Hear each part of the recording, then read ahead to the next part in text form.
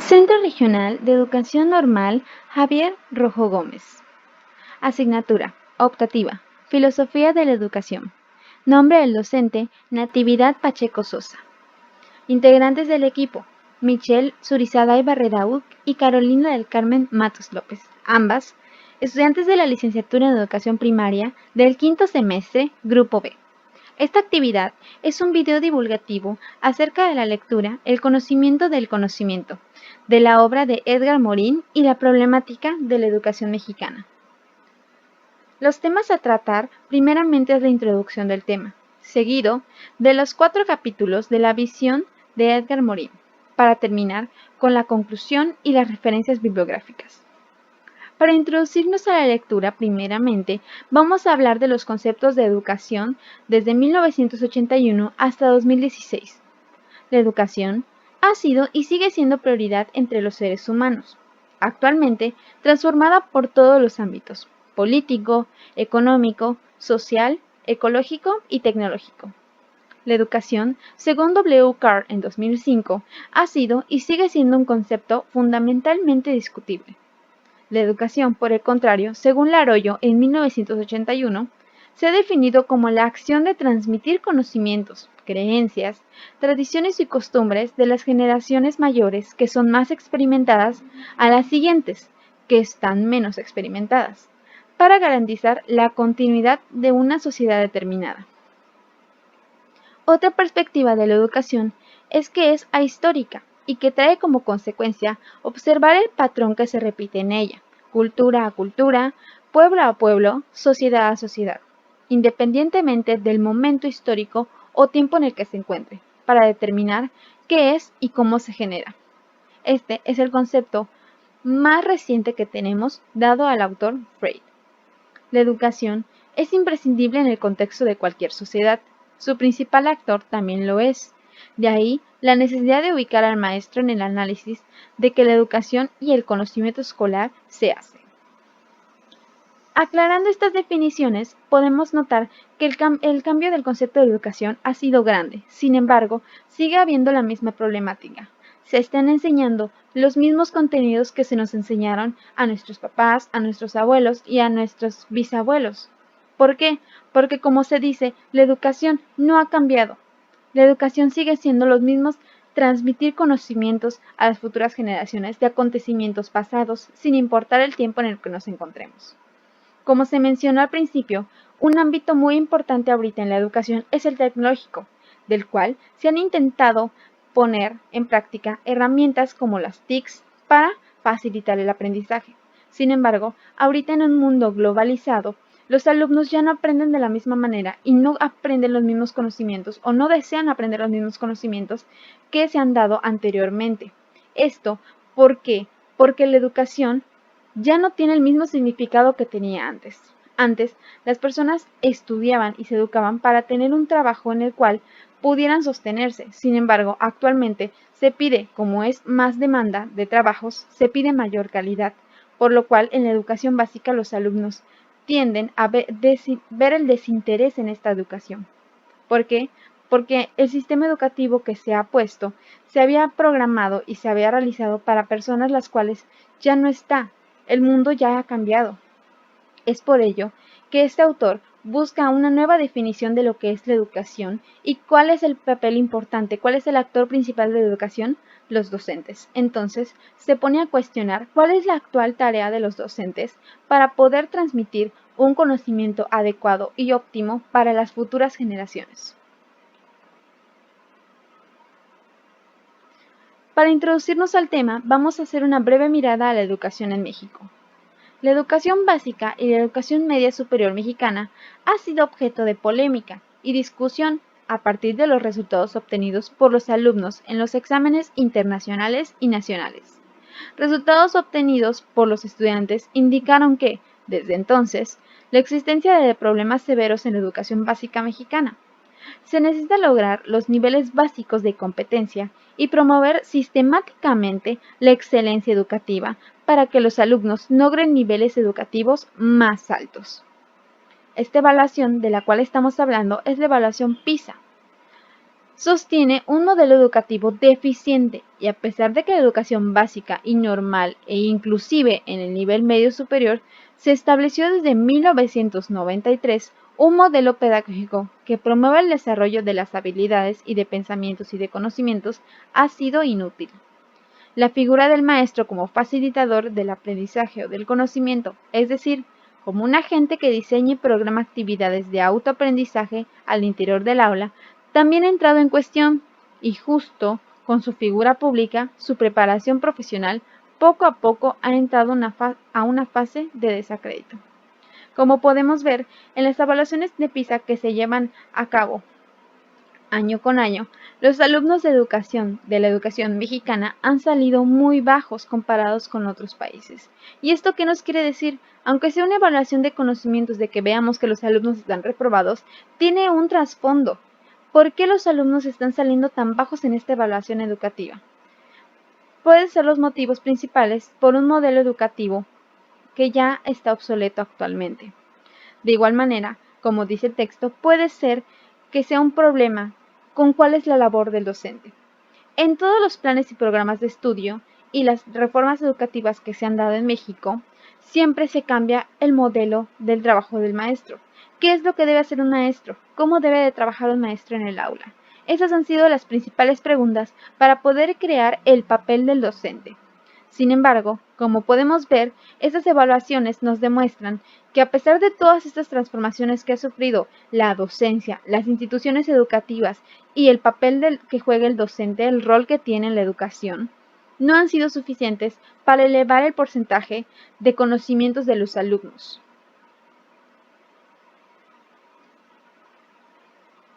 Como segunda parte, la necesidad de cuestionar lo que la educación se entiende como conocimiento, el autor nos menciona que hay que cuestionarnos, reflexionar y volver a interrogarnos lo que hasta el momento la educación se ha considerado como conocimiento.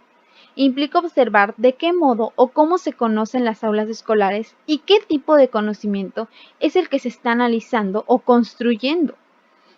Equivale a cuestionar si efectivamente el sistema educativo es coadyuvante en la construcción de conocimientos o saberes, y si estos no son más que información acerca de conocimientos ya construidos, los cuales llegan a la aula no solo con informaciones inconexas, parciales, internacionalmente seleccionadas para cumplir cuál es la función. El autor nos dice con esta información que necesitamos conocer primeramente qué es lo que se les está enseñando en el aula a los alumnos, qué es el conocimiento que se está formando, qué tipo de conocimiento es informativo, es un conocimiento parcial o nulo, por qué se está dando este conocimiento, por qué los alumnos no adquieren este conocimiento. Las preguntas que se nos hace es porque en realidad los alumnos están aprendiendo o quieren aprender lo que se les está enseñando. Existe una conexión dentro de lo que el alumno sabe y conoce y dentro de lo que nosotros queremos enseñarle. Podemos crear ese vínculo para que los alumnos comprendan. Seguidamente, se nos muestran algunas preguntas para poder replantearnos qué tipo de conocimiento es el que los alumnos adquieren en las aulas. ¿Qué se entiende por conocimiento entre profesores y estudiantes? ¿A qué le llaman conocimiento, tanto maestros como alumnos? En el ámbito educativo, ¿qué se entiende por observación?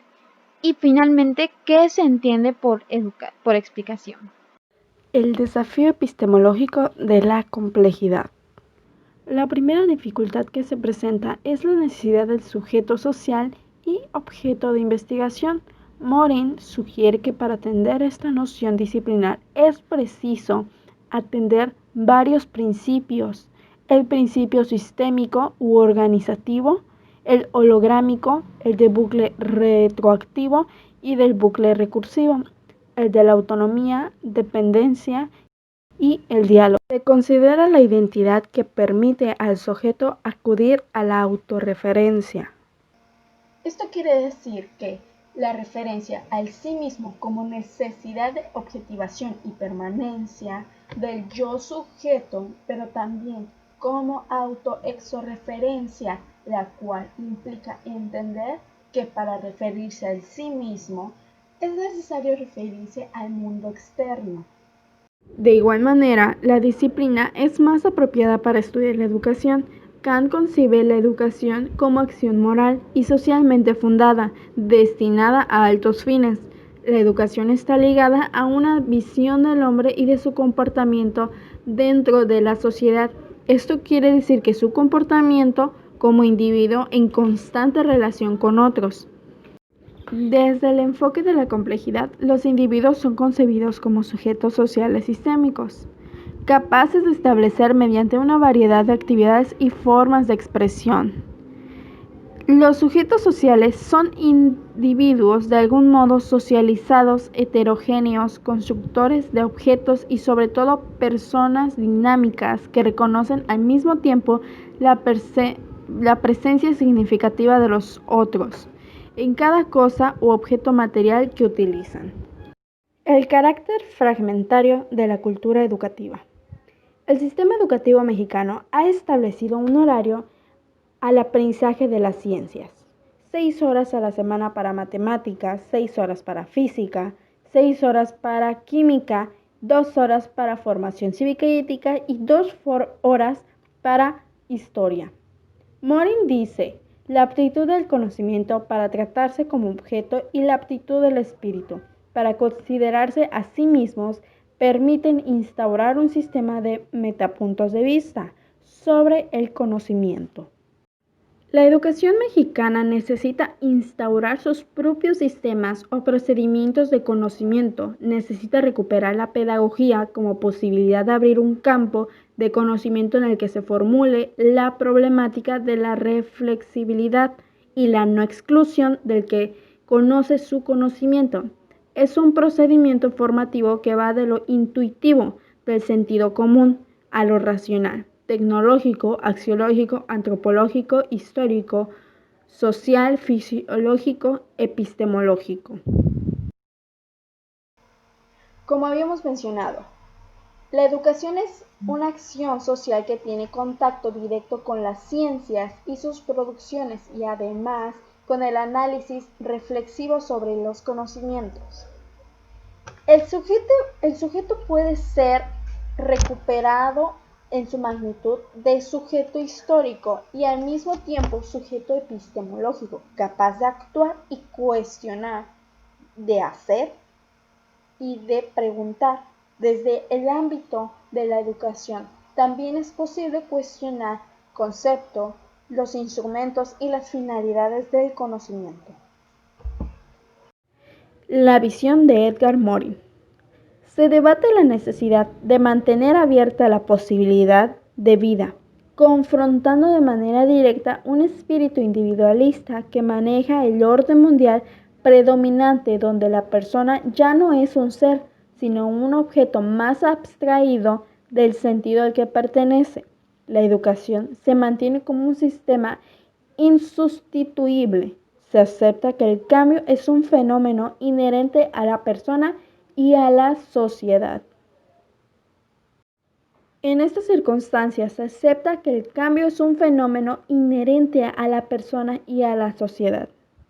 En la educación ha cambiado en todas las épocas que los maestros y las maestras de todos los niveles de la enseñanza experimentan de forma muy intensa las actuales reformas educativas, hasta de manera traumática, pues por la cultura profesional docente adquirida en otros tiempos fueron educados y formados en orientaciones pedagógicas, conceptuales, ideológicas y tecnológicas tradicionales, con marcos de referencia específicos marcados por cambios más lentos.